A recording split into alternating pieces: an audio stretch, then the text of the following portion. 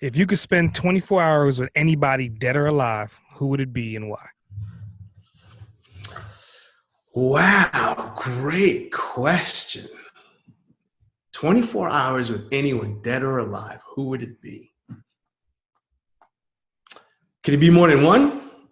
Well, let's start with the primary first. And this is your show today, so if you want to list 7 people, I'm all ears, man. Man. See, the second one is a good friend, so I hate for him to see this and see he ain't number one.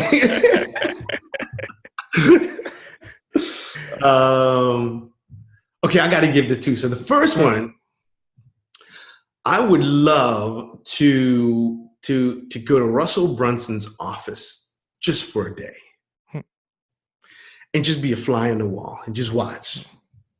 You know, what's your morning routine like? What do you do? What's next? What's the other?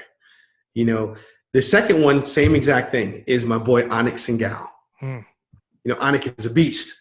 And so I would just love to see how he organizes, how he works with this team, what does he get them to do, and how they interact with him, and just study that.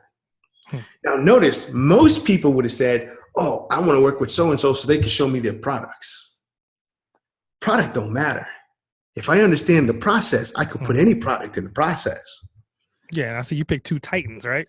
Absolutely, because they're already doing it. Yeah, they're doing it well. Yeah, and once you get it down, they put their pants on the same way I do in the morning. Guess what? If I knew what, Richard Branson does every day, I could duplicate it. I just don't know what he does.